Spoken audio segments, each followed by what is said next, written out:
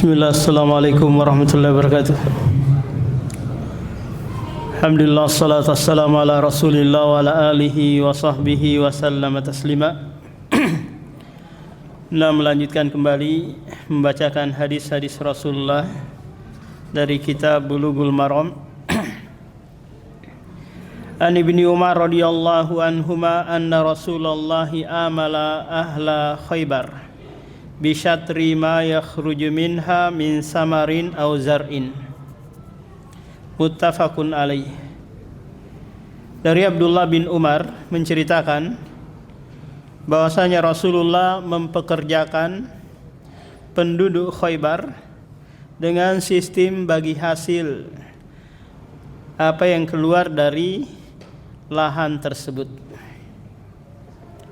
Hadis ini menjelaskan kepada kita bahwa bolehnya seseorang mempekerjakan orang dalam mengelola tanah yang kita miliki. Di mana Rasulullah di sini mempekerjakan penduduk Khaybar. Tak kala Khaybar sudah ditaklukkan oleh Rasulullah dan menjadi tanah kaum muslimin, kemudian dijadikan ghanimah, dibagi-bagi gitu. Nah, Rasulullah mendapatkan bagian tanah di Khaybar.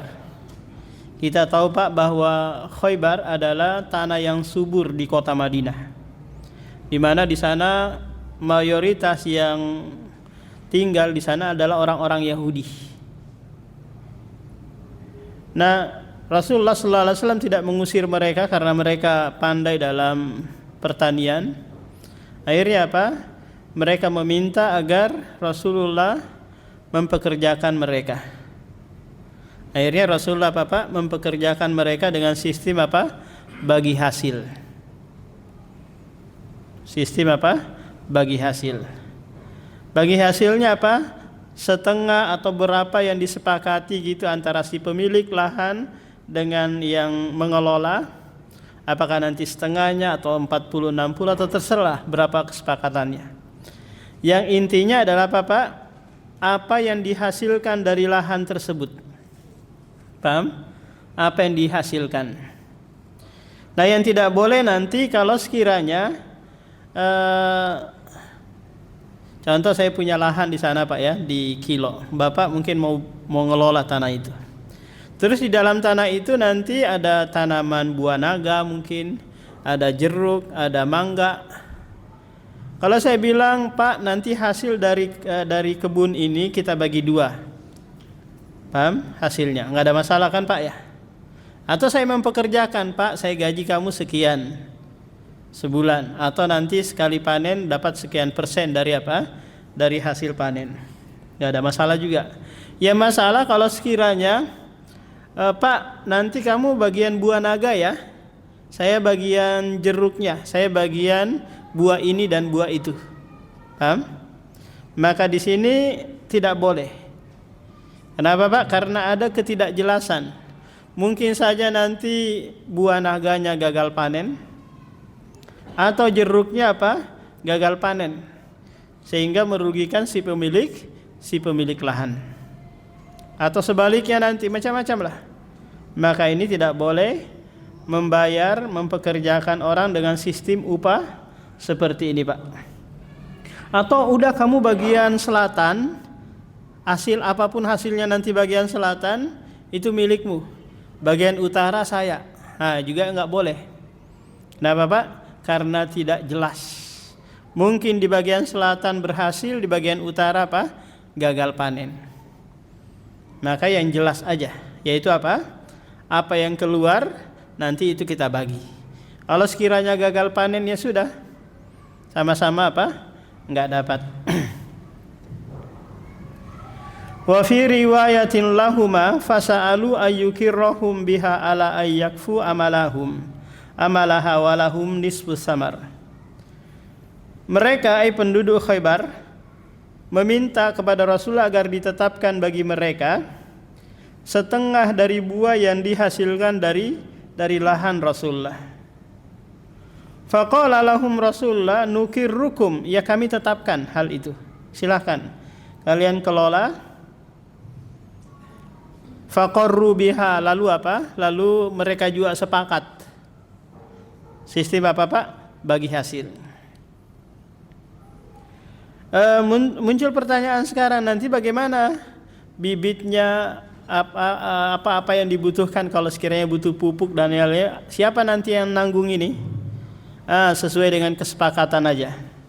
Apakah nanti dari pihak si pengelola ataukah si pemilik lahan? Karena ada juga Pak, si pemilik lahan nggak mau nggak mau ngeluarin biaya, paham? Dalam artian udah berapa aja deh, saya mau terima bersih aja, paham? Nanti bibitnya, pupuknya, biaya racun-racunnya, apanya semuanya lah Bapak, saya berapa aja, terima bersih aja, paham? Maka boleh juga sistem seperti ini, sebagaimana disebutkan di hadis di bawah.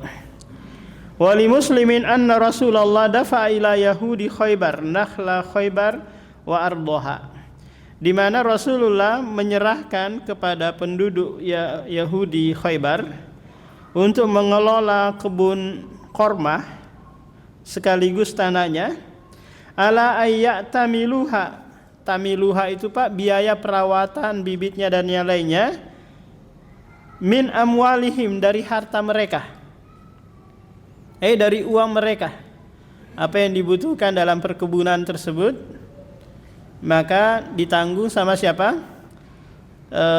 Pengelola. Walahu syatru samariha, dan baginya bagi Rasulullah setengah dari hasil panen. Nah ini boleh Pak, tergantung apa? Kesepakatan antara kedua belah pihak. Biasanya yang banyak siapa Pak? Yang banyak pengelola atau si pemilik lahan?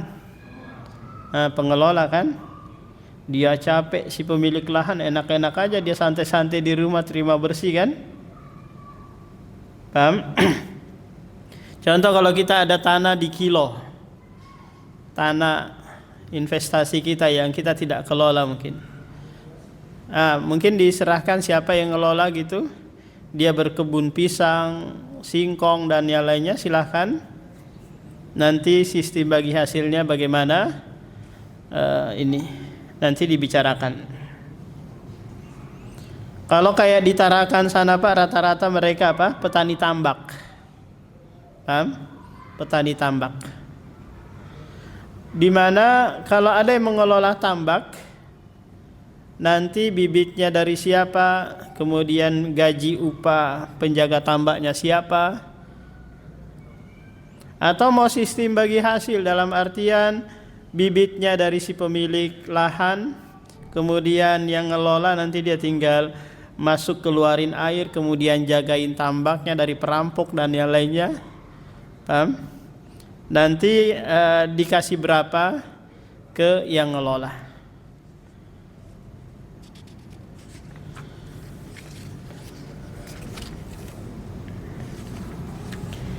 An Hanzalata ibni Qaisin qala sa'altu Rafi bin Khadijin an kira'il ardi bidzahabi wal fiddah. Hanzalah bertanya kepada seorang sahabat namanya Rafi bin Khadij tentang menyewakan tanah dengan emas dan perak. Paham? Kalau sebelumnya apa Pak, kita ngasih orang ngelola. Sekarang kita nggak maunya udah sewa aja deh. Tanah itu berapa setahun, berapa sebulan, silakan kalau mau disewa. Maka boleh nanti disewa dengan apa Pak? Dengan emas, perak atau uang saat ini. Tergantung apa? Kesepakatan kedua belah pihak. Biasanya Pak, kalau sewa menyewa lahan itu per tahun atau per bulan? Per tahun ya. Per tahun. Maka nanti per tahun atau per berapa tahun gitu, nanti ini milik siapa Pak? Milik si pengelola, dia yang ngelola. Kita nggak dapat apa-apa lagi dari hasil lahan tersebut, karena kita sudah apa? Menerima uang sewaan. Faqala, lantas Rafi berkata, la ba'sa bih, tidak mengapa. Silahkan kalau mau disewakan. disewakan nanti mungkin dengan emas, dengan uang, atau dengan makanan, atau dengan apa, terserah lah. Pokoknya ada apa-apa, ada imbal balik yang didapati oleh siapa? Si pemilik lahan. Kalau dia bilang gini, Pak, udah Bapak sewa aja deh lahan saya, sewanya 1 tahun 100 kilo beras, 100 kilo beras. Maka ini tidak mengapa juga. Paham? Kenapa? Karena jelas. Paham? Jelas. Mau nanti si pengelola tanamin padi kah atau tanamin buah-buahan, terserahlah dia mau ngapain. Pokoknya saya terima apa? Terima sewanya. Innama kana an-nasu yu'ajiruna ala ahdi Rasulullah alal madinati wa aqbalal jadawal wa asya'a minaz zar'i. Adalah manusia di masa Nabi menyewakan lahan mereka dengan sesuatu yang tumbuh dari paret, dari pangkal-pangkal paret, dari pinggir-pinggir paret, atau dari apa yang muncul tapi nggak jelas. Paham? Ada jahal, ada ketidakjelasan di sini. Oh, nanti yang bagian sini tumbuh dari pinggir-pinggir paret buat kamu ya, buat bayar sewanya. Ini enggak jelas. Maka bisa Bapak merugikan si yang menyewa atau yang mengelola. Fayahliku hadza wa yaslamu hadza. Terkadang ini gagal, ini yang berhasil. Terkadang ini berhasil dan ini yang gagal. Walam yakun linnasi qira'un illa hadza. Manusia pada waktu itu belum mengenal sewa menyewa lahan dengan apa Pak? Dengan emas atau perak. Hanya masih mengenal sewa dengan bagian-bagian tertentu. Zujira anhu, maka Nabi SAW melarang. Karena pasti ada yang dirugikan dan diuntungkan. Sementara sewa menyewa itu Pak masuk dalam bab muawadhah, di mana kedua belah pihak harus apa? Mendapatkan manfaat. Paham? Mendapatkan manfaat. Si pemilik lahan dapat manfaat, si pengelola juga dapat manfaat. Beda halnya kalau bab tabarruan, di mana tabarruan Pak satu sisi saja yang mengambil manfaat, yang lainnya dapat pahala. Contoh, saya punya lahan di sana di Kilo, terus ada yang mengelola, silahkan kelola Pak. Apa silahkan, yang penting saya dibersihkan aja. Paham? Berarti apa? Saya tabarruan, berbuat baik kepada dia kan? Saya dapat pahala. Ketika nanti Bapak itu ngantarin setandang pisang mungkin, atau jeruk atau apa gitu, maka apa? Maka boleh saya terima sebagai bentuk rasa terima kasih dia kepada saya si pemilik lahan. Tapi kalau saya bilang, Pak, silahkan dikelola tanah saya kasih ini aja, tapi antarin pisang ya nanti ya, pas kamu panen, boleh nggak kayak gitu Pak? Nanti kamu panen singkong, kasihlah saya 10 kilo, boleh kayak gitu? Nah, ini nggak boleh, ini riba. Paham? Karena dia meminjamkan dengan syarat dia dia mendapatkan manfaat. Tahu diri lah, masa kamu nggak ngasih ke saya? Nah, ini apa? Riba. Kalau dia nanam tanpa izin Pak, nanam di lahan kita tanpa izin, dia tanam rambutan, mangga, singkong tanpa izin, maka apa? Sudah kita bahas pertemuan yang sebelumnya bahwa si yang nanam tersebut tidak punya hak sedikit pun terhadap apa yang dia tanam di situ. Itu milik siapa semua Pak? Milik si pemilik lahan. Yang terjadi di tengah masyarakat apa Pak? Kalau kita nanam di tanah orang, terus tanah itu mau kita kelola, bangunin rumah atau kita mau jual, dia minta ganti rugi kan? Saya loh yang nanam di sini, mana gantinya? ganti ruginya. Tanaman saya dihancurin. Banyak kejadian kayak gitu, Pak. Maka ini tidak benar. Seharusnya apa? Dia ridho itu dihancurkan karena dia izin nanam tanpa izin.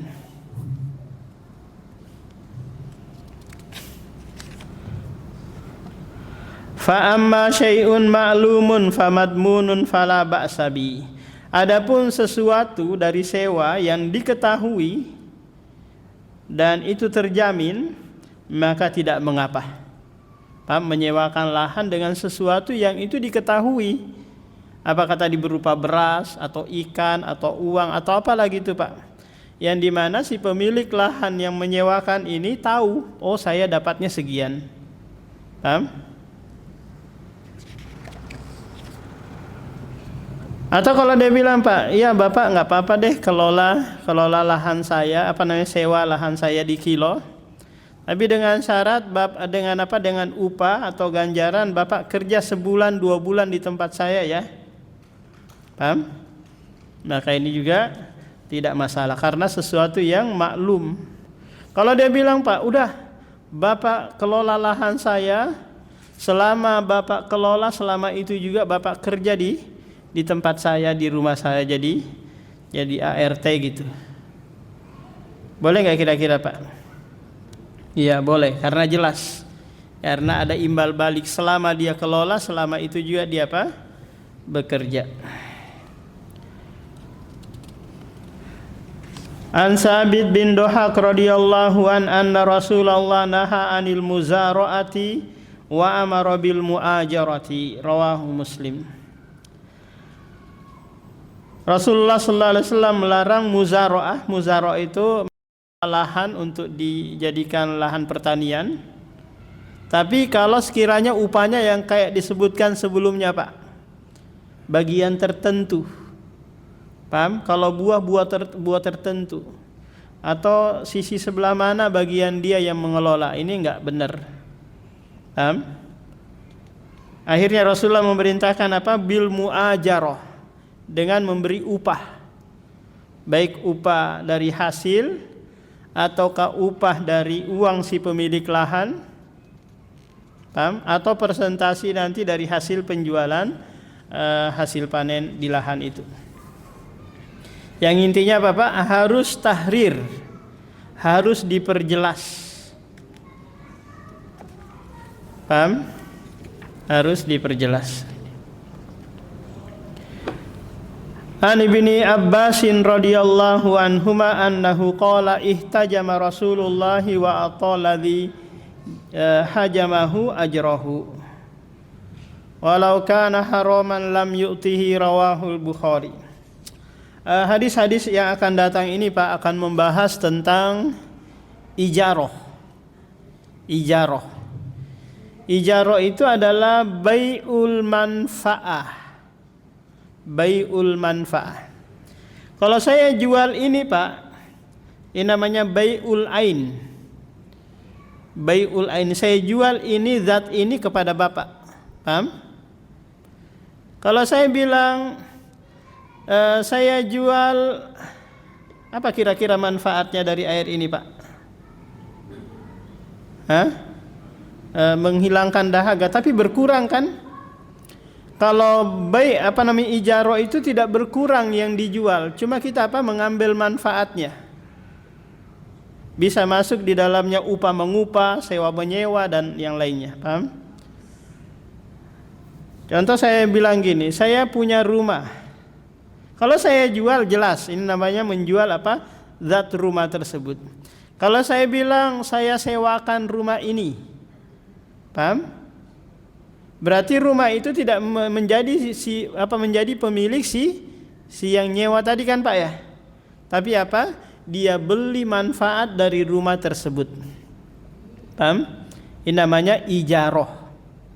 Bai'ul manafi atau bai'ul manfaat, menjual manfaatnya saja. Saya punya HP, ya, taruhlah Bapak ini punya HP. Kalau dia bilang, Ustadz saya mau jual HP ini 1 juta, jelas. Kalau dia bilang, Ustadz saya mau sewakan HP ini, sekali nelpon bayar 100.000. Berarti saya apa? Beli manfaat dari HP tersebut. Setelah saya pakai, saya balikin lagi ke pemiliknya. Paham? Ini bedanya antara apa? Bai'ul aini sama bai'ul manfaah. Nah, ijarah itu Pak ada 3 macam. Ijarah ada 3 macam. Yang pertama ijaratul ainil muayyan, menjual manfaat barang tertentu. Paham? Menjual manfaat barang tertentu, kayak sewa menyewa motor, mobil, rumah, paham? Atau menjual manfaat dari dirinya, dia punya keahlian apa gitu, paham? Dia ahli dalam pertukangan mungkin, ahli dalam IT mungkin, dia jual apa? Ilmu yang dia miliki, paham? Tapi orangnya nggak berkurang sama sekali, manfaat dari dirinya yang dia jual, paham? Kemudian yang kedua, ijaratun mausufatun fi dhimmah, ijarah yang dia sifati, paham? Dan berada dalam tanggungannya untuk menghadirkan barang tersebut, paham Pak? Contoh, saya nggak punya mobil untuk direntalkan mobil tersebut, paham? Kalau saya yang punya mobil sendiri, masuk dalam apa Pak? Ijarah yang jenis pertama tadi, menyewakan apa? Mobil. Kalau ini dia apa? Dia sifati, akan datangkan manfaat tersebut. Paham? Contoh, saya buka penyewaan mobil atau eskavator. Cuma saya nggak punya mobilnya, nggak punya eskavatornya. Nah, ketika ada orang mau nyewa mobil tersebut, maka nanti saya berusaha untuk datangkan mobil itu, untuk dia sewa manfaatnya. Nah, sementara saya nggak punya barang, paham Pak? Maka dalam hal ini nanti yang mau menyewa itu harus membayar full kepada saya, biar nanti saya saya cari barangnya itu. Banyak yang seperti ini juga kan Pak ya. Dia menyewakan sesuatu yang tidak dia miliki. Ada juga yang mensyaratkan nggak mesti harus uangnya di depan. Boleh apa? Boleh dibayar sekian dulu gitu. Nanti selesai dipakai manfaatnya itu baru dibayar full. Paham Pak? Apa bedanya yang pertama dengan yang kedua? Bedanya kalau yang pertama ketemu langsung dengan si pemilik. Kalau yang kedua Pak? Nggak ketemu langsung dengan pemilik, bukan dia yang miliki.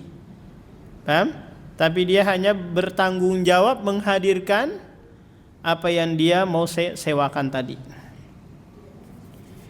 Kemudian yang ketiga Pak adalah ijaratu aqdin alal amal fi dhimmah.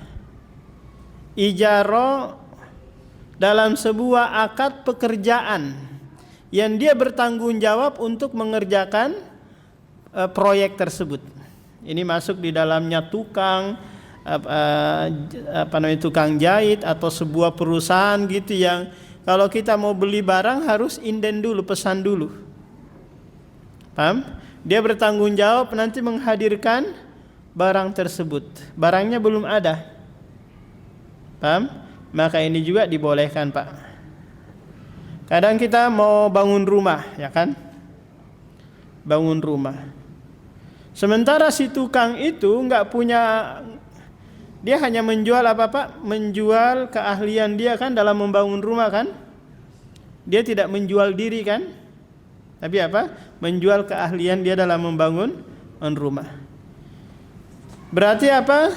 Dia berakad dengan kita untuk mengerjakan proyek tersebut. Paham? Mengerjakan proyek tersebut. Kita deal-dealan dulu masalah apa Pak? Masalah harga. Borongan kah atau harian kah? Sudah? Sudah deal? Kalau sudah waktu pengerjaan. Paham? Kalau kita sepakati antara pemborong dengan si pemilik rumah bahwa pengerjaan rumah ini 1 bulan. Terus nanti kalau nggak selesai dalam waktu sebulan, saya denda sehari berapa gitu. Paham? Maka ini tidak mengapa. Paham Pak? Untuk dia menuntut agar apa? Agar menyelesaikan yang dia janjikan.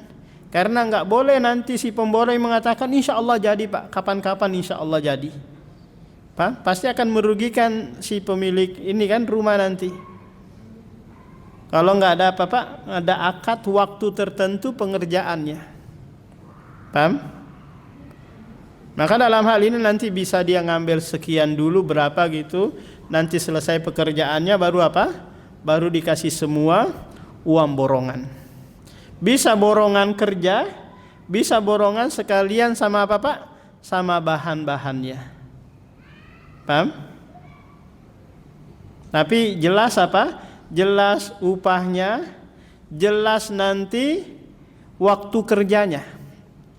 Paham Pak? Ada yang punya pengalaman di sini mempekerjakan orang bangun rumah? Nah, kalau sekiranya tidak jelas waktunya, maka Bapak harus perjelas di awal. Pak, bangun rumah tipe sekian, sebulan selesai ya? Kalau dia bilang, iya sebulan. Oh ya, kita bicara berapa? Oh ternyata di tengah jalan mundur-mundur jadinya 2 bulan, 3 bulan. Bapak bisa apa? Nuntut untuk tidak dibayar atau nuntut ganti rugi karena sudah apa? Sudah molor waktunya. Paham? Seharusnya sebulan jadi 2 bulan. Paham? Ini enggak sesuai dengan apa Pak? SOP pekerjaan. Nah, itu 3 macam apa Pak? 3 macam ijarah. Bagaimana dengan perusahaan yang biasanya pesan dulu, baru nanti apa? Barangnya belakangan, kayak kita pesan kitchen set ya apa namanya yang di dapur itu? Iya. Kita pesan tipe-tipe ini, begini bentuknya, ukurannya, belakangan baru apa? Baru dibuatkan. Nah, maka Bapak harus memperjelas berapa, terus waktu pengerjaannya berapa. Biar tidak apa? Tidak dibelakangkan, oh nanti aja, enggak jelas dia. Paham?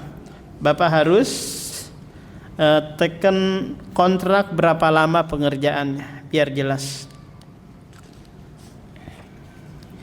Nah, di sini Rasulullah sallallahu alaihi wasallam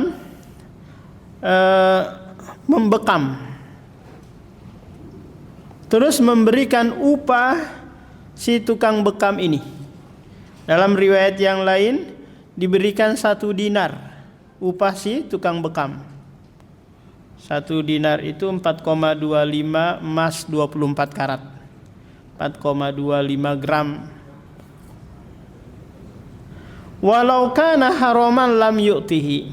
Seandainya itu haram, pasti Rasulullah tidak memberi upah si tukang bekam tadi. Ingat, Rasulullah Pak tidak minta dibekam. Tapi Rasulullah apa? Didatangi tukang bekam menawarkan diri untuk apa? Agar Rasulullah dibekam. Karena bekam ini Pak adalah salah satu pengobatan yang syar'i yang nanti akan banyak menghilangkan penyakit di tubuh kita. Penumpukan darah gitu yang di tubuh kita bisa kurang ya, kolesterolnya, asam uratnya dan yang lainnya, karena dengan sebab bekam ini. Wa an Rafi bin Khadijin qala Rasulullah kasbul hajjami khabisun. Usaha bekam ini adalah pekerjaan yang menjijikkan. Apa bedanya hadis di atas dengan hadis ini Pak? Apakah hadis ini menunjukkan larangannya usaha bekam? Jawabannya tidak. Rasulullah mensifati pekerjaan membekam itu menjijikkan karena cara berbekamnya orang dulu beda dengan sekarang. Kalau dulu pakai sedot mulut, paham Pak? Jadi pakai tanduk binatang itu yang dilobangin, kemudian nanti disedot dari situ, memungkinkan apa? Darah itu masuk ke dalam mulut, dan ini menjijikkan. Beda dengan sekarang Pak Siti Bapak, pakai cup itu ya, di kop ya, di pompa-pompa itu akhirnya apa? Keluar darahnya tanpa harus menggunakan mulut. Maka hadis ini dibawa kemana Pak? Ke cara membekam orang dulu. Ini pekerjaan yang menjijikkan. Tapi hasilnya bukan hasil yang haram. Kenapa? Karena Rasulullah memberikan upah kepada si tukang bekam. Kalau pekerjaannya pekerjaan yang haram, pasti Rasulullah nggak memberikan upah.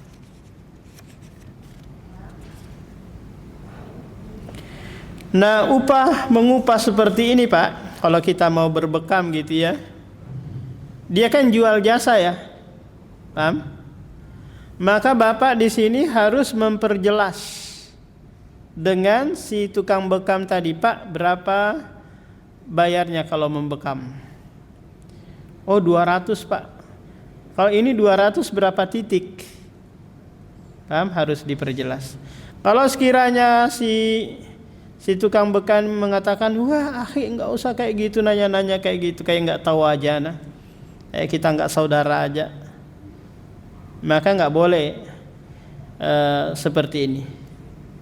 Pak, harus diperjelas upahnya berapa, pekerjaannya berapa titik yang akan dibekam nanti, sehingga tidak ada jahalah, ketidakjelasan antara antara yang dia kerja dan upah kerjanya dia.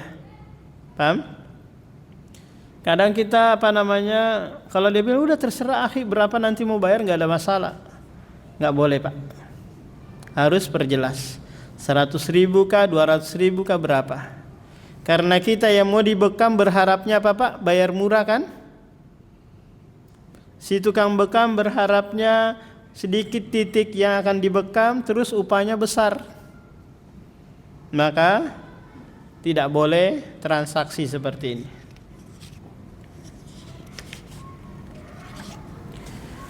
An Abi Hurairah radhiyallahu anhu qala Rasulullah sallallahu alaihi wasallam, salasatun ana khosmuhum yaumal qiyamah.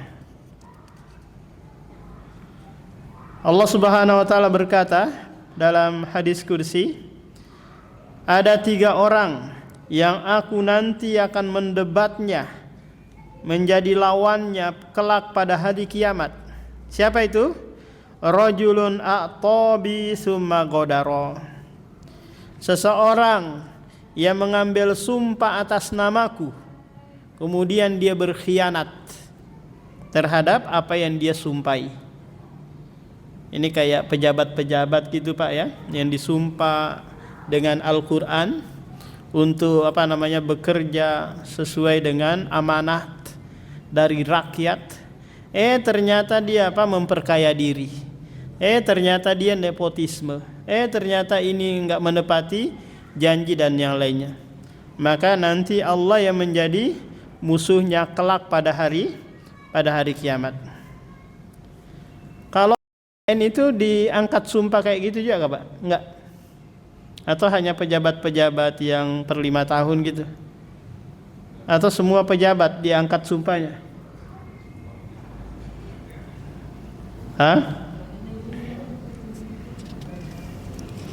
Nah, yang kedua adalah rajulun ba'ahurron fa'akala samanahu.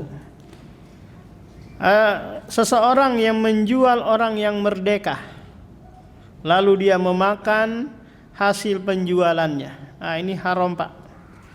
Orang yang merdeka tidak boleh diperjualbelikan. Kalau budak bolehlah diperjualbelikan. Biasanya orang seperti ini apa? Yang dia dijual kayak ke Malaysia gitu, kemudian dipekerjakan.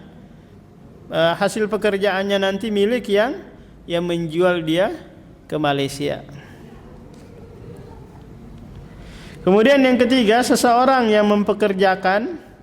mempekerjakan orang, selesai pekerjaannya dia tidak beri upahnya. Dia tunda-tunda. Paham? Dengan alasan tertentu. Padahal gajinya dia sudah ada, cuma apa? Ditahan, mau diputar ke sana kemari mungkin. Maka ini akan berhadapan dengan Allah kelak pada hari kiamat. An Ibni Abbas radhiyallahu anna Rasulullah qala inna ahaqqa ma akhadtum alaihi ajra kitabullah. Sesungguhnya yang lebih berhak atas kalian mengambil upah adalah kitabullah, yaitu mengajar Al-Quran Al-Karim. Tentang permasalahan ini Pak, permasalahan mengambil upah dari mengajar Al-Quran, hadis dan ilmu agama, ini diperselisihkan oleh para ulama. Kenapa? Karena setiap nabi dan rasul ketika mendakwai, mengajari umatnya, mereka itu senantiasa berkata, in ajriya illa 'alallah. Upah saya itu dari Allah, bukan dari kalian. Saya tidak berharap upah dari kalian. Paham? Demikian juga sahabat tabi'in dan yang lainnya, mereka senantiasa seperti ini, tidak mengambil upah dari jamaah dan yang lainnya. Nah, sementara datang hadis yang menyebutkan hal ini, menganjurkan mengambil upah dari mengajarkan kitabullah. Maka para ulama berselisih. Ada yang mengatakan tidak boleh mengambil upah dari mengajarkan Al-Quran. Ada juga yang mengatakan boleh mengambil upah dari Al-Quran berdasarkan hadis ini. Ada yang lain, ada yang lebih mengambil jalan tengah, boleh mengambil upah kalau sekiranya kalau sekiranya dia butuh. Paham? Karena terkadang ustadz meluangkan waktunya, punya keluarga dan yang lainnya, maka dia boleh mengambil upah kalau sekiranya untuk kebutuhan dia. Kalau sekiranya mengajar seperti ini, ada upah mengupah, ada istilahnya upah mengupah, maka jamaah dan ustadz harus membuat kesepakatan. Apa kira-kira kesepakatannya Pak? Ustadz menyampaikan sekian jam materinya ini, nanti upahnya sekian, 100.000 atau 200.000 atau 300.000. Paham Pak? Kalau sekiranya ustadz kurang menyampaikan materi, taruhlah tadi 1 jam 100.000. Kalau kurang dari 1 jam nanti dipotong. Paham? Ini namanya Pak? Upah mengupah. Kalau sekiranya si ustadz itu datang mengajar, terus diberikan sesuatu tanpa ada istilahnya kesepakatan awal gitu, tanpa ada pembicaraan, maka ini namanya Pak? Namanya tabarruan. Kalau dikasih alhamdulillah, kalau enggak dikasih, si ustadz jangan berharap. Paham? Pulang dengan tangan kosong, tangan hampa, jangan berharap. Karena ini babnya Pak? Tabarruan. Ustadz menyampaikan ilmu, kemudian dikasih atau enggak dikasih, enggak ada masalah. Paham? Kalau ustadz berharap memang dia pasang tarif, maka harus ada pembicaraan memang dari awal. Oh, saya sekali ngisi 15 juta. Oh, sekali ngisi sekian juta. Paham Pak? Ini namanya pasang tarif. Nah, apakah ini boleh? Boleh kalau sekiranya Pak? Upah mengupah tadi. Paham? Maka si jamaah atau ikhwan yang mengundang harus apa? Membicarakan di awal dengan ustadz tersebut. Sekian jam ngisi, sekian nanti upahnya. Paham? Kalau yang seperti ini apa namanya Pak? Tabaruan. Paham? Kalau nanti pihak DKM atau jamaah nggak bisa ngasih amplop, nggak bisa ngasih apa-apa, jangan sungkan. Paham? Jangan sungkan, tetap aja nanti si ustadz datang. Si ustadz nanti kalau nggak datang dia karena nggak dikasih amplop, oh berarti ada niat yang terselubung dalam dakwanya. Paham Pak? Ada bisnis di balik dakwah tersebut. Dia jadikan ini jadi bahan apa? Produksi. Jadi bahan ma'isyatan dongkak. Paham? Ini kadang juga dari pihak DKM apa? Nggak bisa lagi ngundang karena nggak ada yang bisa dikasih. Sampaikan aja kepada ustadznya, maaf ustadz kami nggak bisa ngasih. Nah disitulah nanti apa Pak? Dilihat keikhlasan ustadznya, apakah dia lebih condong kepada dunia ataukah kepada akhirat. Kalau dia condong kepada dunia, nanti dia studi banding. Paham? Membanding-bandingkan antara masjid ini dan masjid di sana. Oh, masjid sini sedikit, masjid sana lebih banyak. Oh, kalau perumahan ini gas ke sana karena apa? Lebih banyak. Ini bahaya. Kalau istiraku fin niyah, berserikat dalam hal niat Pak, itu enggak ada masalah. Tapi yang jadi masalah nanti kalau apa? Dia lebih condong ke sana karena lebih banyak. Ada yang bertanyakan Pak tentang hadis-hadis yang kita bacakan tadi?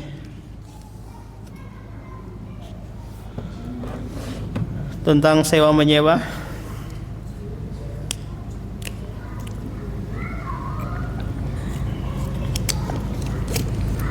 Nah, kalau tidak ada kita tutup Pak. Subhanakallahumma wa bihamdika asyhadu an la ilaha illa anta astaghfiruka.